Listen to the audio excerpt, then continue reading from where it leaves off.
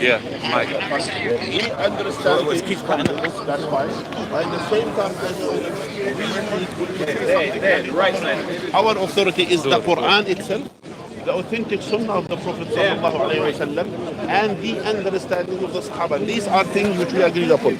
So, and anyone who goes against this tradition, it doesn't matter who it is. For us, is irrelevant. Again, I don't mean to at all. Like for example, I'm a Salafi, for example, yeah. And for example, we have the scholars in Saudi Arabia who are Salafis, the High Council of Scholars, etc. And we have as well scholars in Jordan who are Salafis. We have scholars different. It doesn't mean that if they say something that is for me, I have to follow that. It doesn't mean this.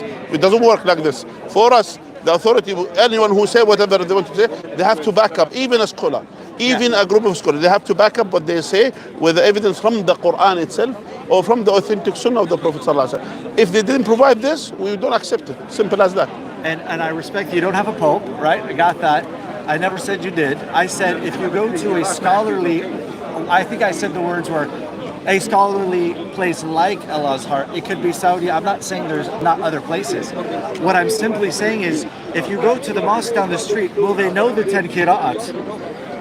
It doesn't matter. The answer is no, they won't. No, it doesn't. No, they are. They are in Central Mosque.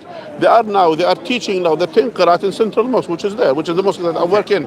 So fine, Okay. it's there. In Ilford, will they teach you? What? Ilford. In another town, will they teach you?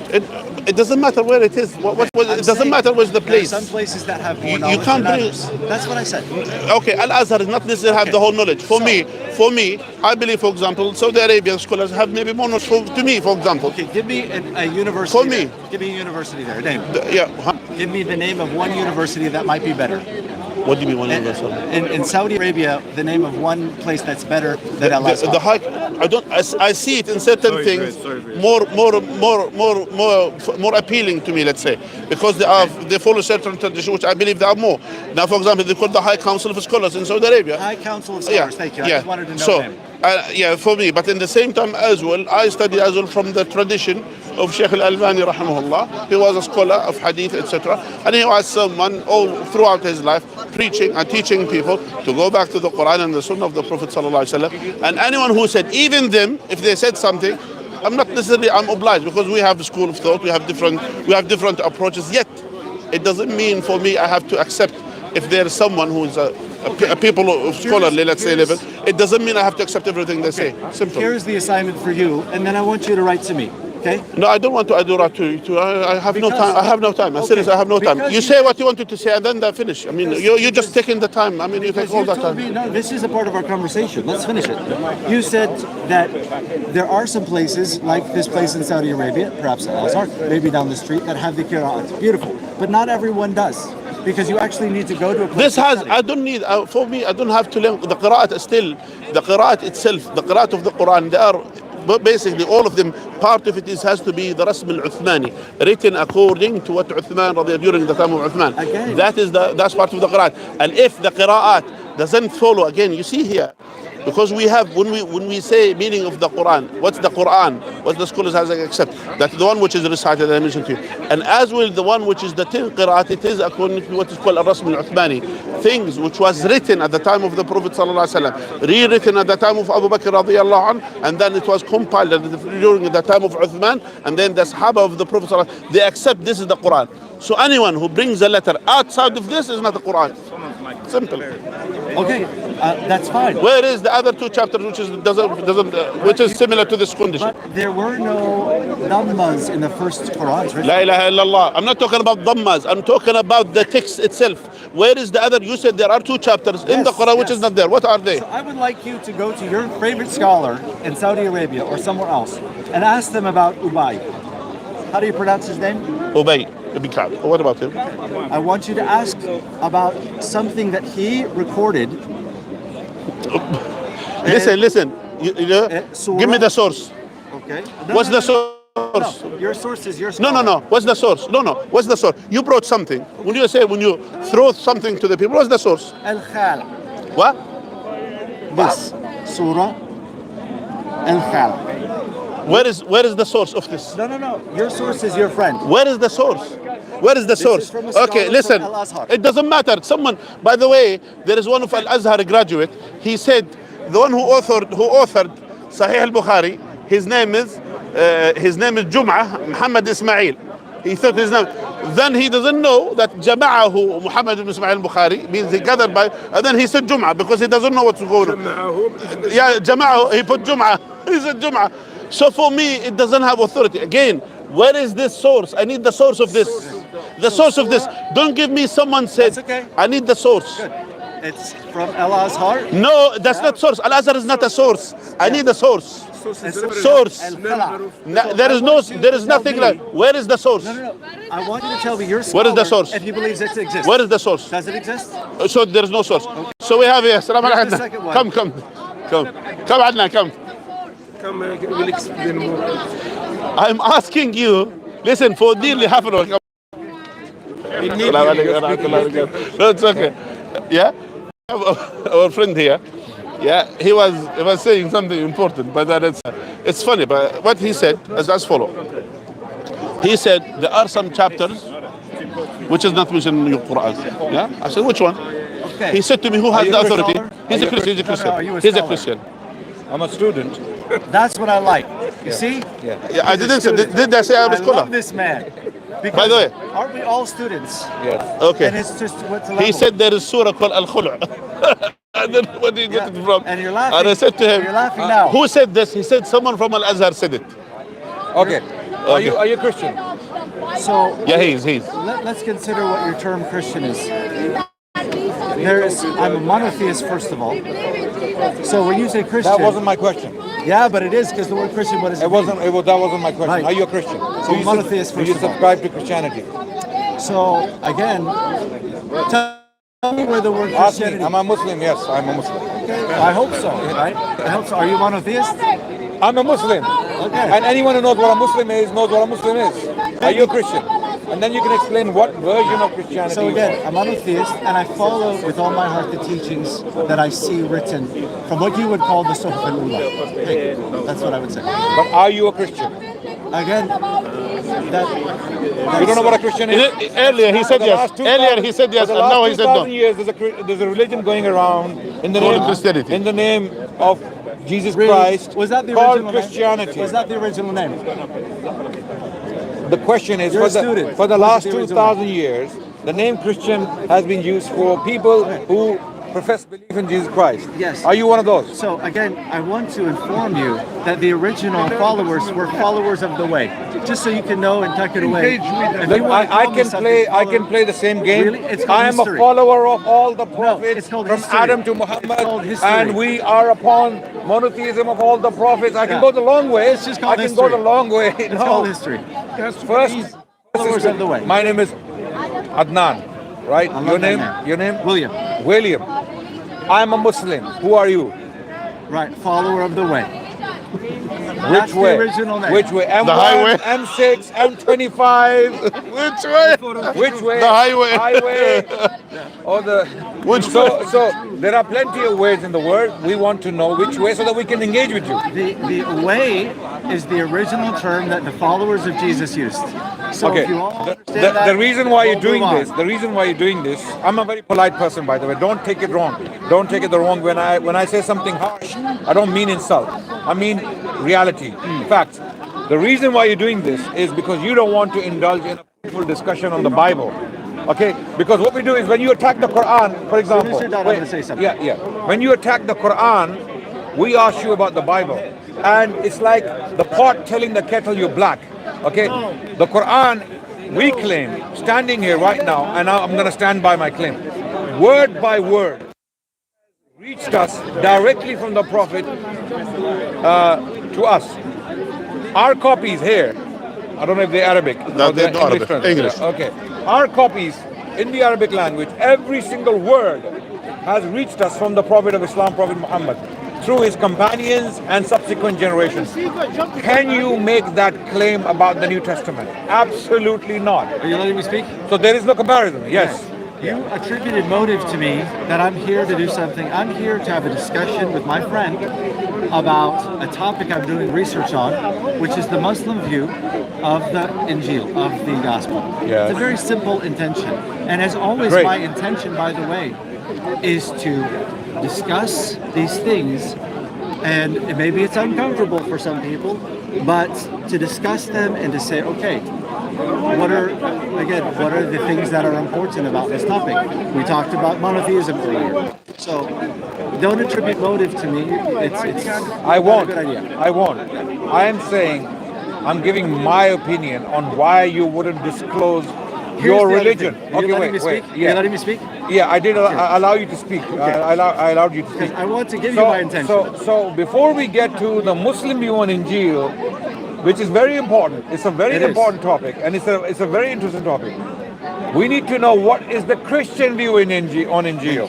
If we don't know what the Christians know as Injil, why are we even discussing it in the first place? Because our Injil, the Quranic Injil, is something completely different to the Christian Injil. Okay, you ready? So we're not talking about the same thing. Yes, we're ready. Let's go.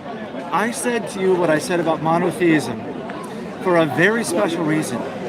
It is this, that from the first page of a Torah, okay, Torah, to the last page, there is one God. Consider the first verse of the Torah. In the beginning, God created the heavens and the earth. Now that first Hebrew word created is bara'ah. It's singular, it's masculine. There is one God from the first page to the last page. So I think when you ask a question, are you Christian? I want to be clear that first of all, we have to be monotheists, that there is one God. And I believe honestly that it is a disservice to simply throw out a name, I'm this, I'm that. Let's talk about the specifics about what I am. And I think it is terrible if someone doesn't deal with this issue first, because then you will be afraid, in the back of your mind perhaps, this person's going to bring me into polytheism, which is, I understand, is the worst sin in Islam. I want to say I will never lead you or anyone else here into polytheism. Okay, so this is the first thing. And that's why I discussed it first, right? And then we talked about Al-Bukhari. I happened to mention a particular passage. Wait. From your religion, you're jumping to Bukhari. Okay, Yeah. wait. Yes. Step by step. Not even Bukhari, Fath al-Bari. My friend, please. Go behind her. Your religion? Behind her. What you subscribe to? You said monotheism. So are the Jews. So are so many different religions. Okay, Sikhs are monotheistic, right? There are so many different religions who are claiming to be monotheistic religions. This is why I want clarity. That what are you? If I don't know what you are and what do you subscribe to as a religion, then it's a problem for us, because then we don't know what we're discussing. Number one. Number two, you mentioned Injil, the Islamic view on Injil. I am asking, before we get to the Islamic view on Injil, you know, this is being trespassed in public. Okay, so no problem. This is Speaker's Corner. Okay, so my question is, when you question us about the Islamic view on Injil, which is a very good question, we want to address it. You have to tell us, what is your view on Injil? Who are you first? Are you Christian? Okay.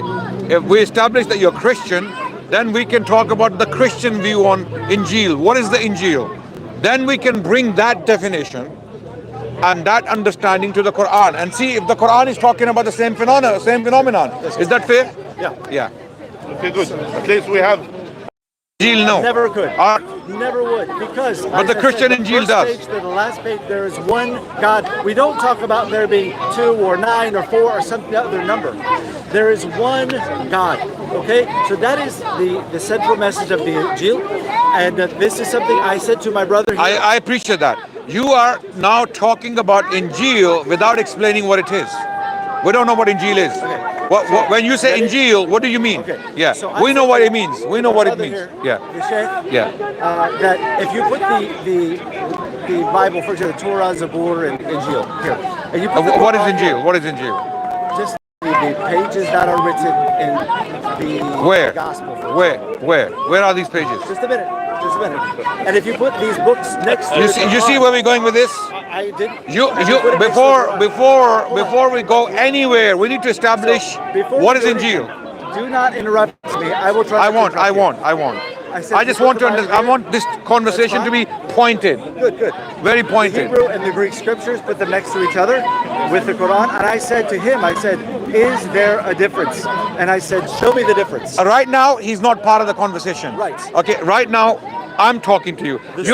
Sheikh Muhammad, respectfully, has his own, method and his own content and his own knowledge and his own experience. Yeah. Myself, I'm not. We're not the same. We are brothers. We're brothers. We love each other, but we're not the same people. Yeah. Right? So you're talking to me now. So you have to now move away from that conversation. It's a new conversation. What is Injil? I'm very interested. What is Injil? Yeah. Well, first of all, it's a message from Yeah. Jesus Yeah. that he gave us, right? Yeah. So if you had, for example, just a given Bible, some Bible that someone had of the Greek New Testament, or let's say an English New Testament with the words that Jesus had were in red. You've maybe seen this or not? Yeah. Okay. The red these- letters. These are the words of Jesus. This is the core of the Injil. The words in red, as we'll say. And so these words, they're beautiful. They are preserved for us. They're beautiful words in red. And again, it's teaching us the one message of the one God. who is Beautiful. Yes, who is the So you're Rahman, saying the red letters in the King James version. At any version, there is no difference. He was Let's- mentioning something in the Old Testament. Okay. Let's talk about Greek New Testament. Separate. Those words in red, those are the beautiful words recorded by witnesses of what he said. Okay, brilliant. And there's no difference. I got it. So anything other than red letters, let's say the black letters, are not Injil. Right. And so this is what he said in the red letters. He said that this message I'm giving you, You're not giving me an answer. you are to teach. No, you're not Yes. giving me an answer. My question, you see how it's so convenient to come to the Muslims and attack our view on Injil. I did not It's attack. so convenient. But you yourself, I didn't attack. you have been struggling for the last 5 minutes to explain what Injil is. If you ask me what is Injil, I'll tell you what the Quranic Injil is. The Quranic Injil is the very message of Jesus Christ that came from his mouth, and it was delivered to his companions. That is Injil. There you go. Okay, we call that Injil. Where is it? We don't have it. We don't. It's Okay. lost. So it's you have lost. the words in red. Now. You do have the words in red. That's not In the lost. Quran. In the Quran, not lost. no, in the Quran we have words of Jesus Christ. We believe 100% those words are part of the Injil. The Injil he taught. So there are many statements attributed to Jesus Christ in the Quran. In chapter 5, for example, and other places, okay, that Jesus spoke these words. Yeah. And those words constitute pure, uncompromised, uncorrupted monotheism. Number one. Wait, let me explain. With regards to your view on Injil, which is more interesting than my view, because my view is very simple and straightforward and stated in one sentence. Your view requires for us to go around the world to understand what actually Injil is. So you said red letters. I'm asking, the black letters that come from other individuals, are they also Injil? Paul's writings, for example, are they Injil? Yeah. Are you ready? Yeah. I love to not be interrupted. I want to be respectful to you as well. Yeah, sure. I don't want to interrupt you. And forgive me if I do accidentally. Yeah. So first of all, in the words in red, he said to his disciples, "Go therefore into all nations, teaching them to obey." So they took those words. Where is that? No, where is that? I don't know where that. It's the end of Matthew's gospel. No, that's Matthew 28:19. You misquoted it. Go therefore. Yeah, I know the reference. I know it by heart. Matthew 28:19. You Go ahead. misquoted it. Go ahead. Go Correct me. into the nations and baptize them in the name of the Father, the Son, and the Holy Spirit. That's what it says. And it So you says, misquoted. teaching them. You misquoted I did it. say that. So not only that you are not aware of what Injil is, you don't even know what it is. How to quote it, whatever Thank you Thank regard. you. I said teaching to focus on one aspect of the verse. Excuse me. So you misquoted it. I focused on one aspect of the verse. Well, Okay? that aspect is absent. Teaching them to obey. And so what you find is Obey, that no, those there's disciples- nothing about so- obedience in that verse. It says, go to the nations. Jesus allegedly Keep going. allegedly Please quote it fully, speaking then, to quote his it fully. disciples, Fully. go into the nations and baptize them in the name of the Father, the Son, and the Holy Spirit. Keep going. So, okay, continue. Teaching them to obey everything I've commanded you, and lo, I'm with you always, Okay. even to the end of the age. So Okay. don't interrupt Okay. me. Okay. So basically, Yeah. what I'm saying is that teaching that he told them, he gave them the teaching to take out. Now, in your tradition, I try to respectfully understand. Most people here who call themselves followers of the way, or Christian, or whatever word you want to give them, Nazarene, so on, they will not know anything about Islam. They don't even know, for example, Quran. They don't know Hadith, the Who? science of Hadith. Who? Most Christians here, okay? They don't. Now, I've tried to take time We are yet to find one. to learn Yeah. about what it is. I sat in the back during my doctoral studies to listen, to understand for 4 years and a bit longer what my Muslim friends thought, what they believed. Okay, so I respected. I sat. I listened. I listened to them what they believed, and I learned from them. One, for example, one scholar disagreed with him. I don't know. You know, people have their own views. He talked about the Quran. He said it this way. I felt it was disrespectful, frankly, but this is the way he said it. He said the Quran, in his words, this scholar, was kind of like the skeleton, and the Hadith were the rest that sort of filled in what it meant. Now, I felt it was disrespectful, but again, I'm not to judge that. Maybe you believe the same kind of thing. Just simple before I finish, do you believe, just yes or no, do you believe that the Hadith are very important as the Quran? Yes or no? Very good question. I'll answer the question point blank. Yes. Direct answer. Okay. Okay. But my question is still unanswered. You're jumping to Hadith and the Quran, which is beautiful, which is a discussion for the Muslims. I'm ready to go back. But without establishing your foundation. What is Hadith? What is Quran? What is Tafsir? What is Tashrih? What is Aqidah? All of these things are very beautiful ideas, and Yes we or have no? been explaining them for the last 1,400 years. Are they important? 100%. But so- the discussion started with Injil. Now we go back to the Injil. Yeah. I'm What is coming back. Injil? What is I'm coming Injil? back. Yeah. So, you add words to the Quran, the Hadith, which you believe are sacred, and I respect your opinion. We add words. The Quran, the Hadith are two separate words. They're two different sections. They're two separate strains. Yeah. Yeah. So there's the Hadith. Yeah, which it's a are an strain. It's a addition, strain, yes. Thank you. To Yeah. the Quran. Yes. Very good. And Yeah. you think they are authoritative, correct? 100%. Okay. Thank Yeah. you. So Direct answer. the words yeah. in red are kind of like the skeleton, Yeah. and the words in black surrounding it Mm-hmm. are basically like that authoritative view. Instead of giving us just the words in red, we see, okay, where did Jesus say this? Okay, he was at the hillside. He was saying at the hillside. Well, in the Hadith, what you have is where Muhammad may have said something. Maybe he was in, for example, Sorry. Saudi Arabia. Keep Hadith out. It's a completely separate tradition with a completely separate outlook and a completely separate history. It's not the Gospels. The Gospels are a very different thing. They are a very different. So that's why I want to continue talking about the Injil, and then if you want to discuss Hadith, Quran, you're most welcome. Okay. I am here to explain and educate. Very good. Now, first of all, Going back to the Injil then. Yeah, So yeah. when we see Jesus was at a certain place, let's say he was by the Sea of Galilee.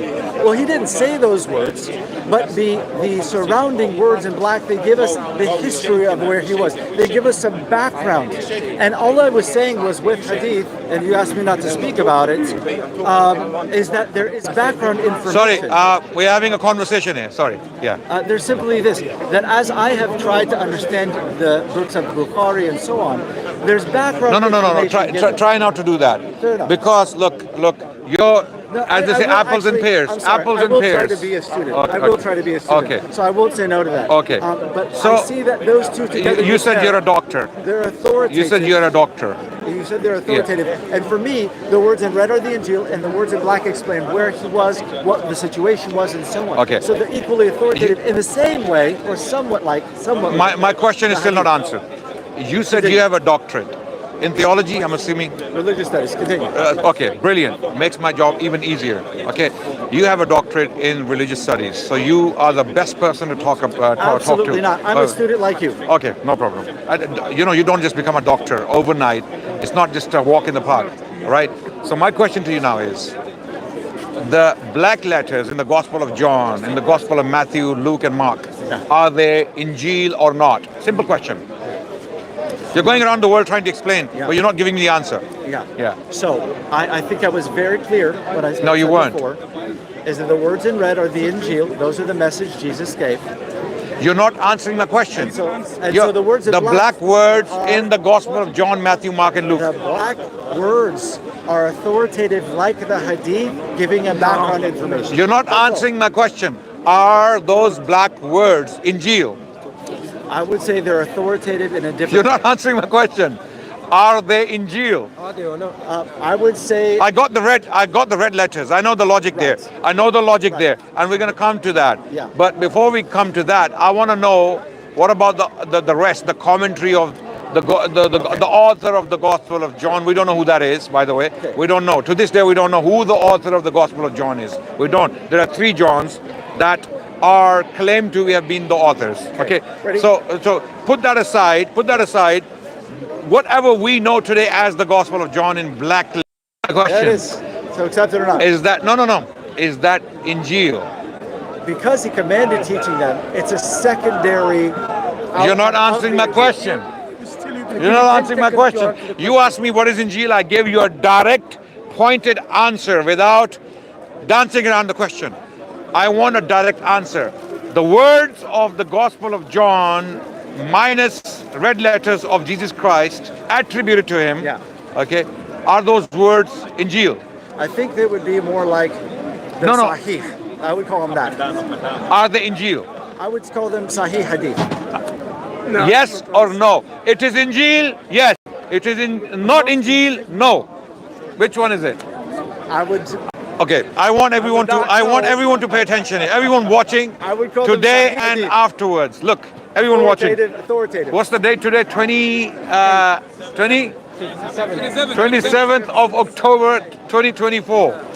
We have a gentleman who came to us asking us questions about the Quran and Injil and how there are problems in the Quran and there are chapters. Okay. He is struggling for the last 10 or 20 minutes to explain what his scripture is. And I'm asking very direct questions. And this is not a show, by the way. Yeah? I just want everyone to follow conversation. He's here to defend himself. I'm not talking behind his back. I'm going to ask again. PhD, by the way. Yeah, he has a PhD in religious studies. Yeah, he's a doctor. He's a doctor in religious studies. He's a PhD doctor. Okay, he's not a medical doctor. I have friends who went there. I have my family members who are in there. Well, thank you. You can ask them a question that I asked. So that does nothing. That proves nothing. You can have someone in Al-Azhar and other university. It proves nothing. The point, here we are, me and you, right in front of each other, talking about these important issues. Yeah. You are struggling to explain to me what is Injil. You said red letters attributed to Jesus Christ, at best, attributed. These are attributions. Yeah. And I can show you how many of them are false attributes. I will show you. One by one, I'll break your red letter Injil down as well. And you will agree with me. Whilst standing here, you will agree that, you know what? You're right. These are actually not the words of Jesus Christ. They are attributed to him later on. For example, let's talk with substance. Parocope adultery. The Gospel of John, parocope adultery. The Gospel of John, chapter 7, verse 53 to chapter 8, verse 11. The entire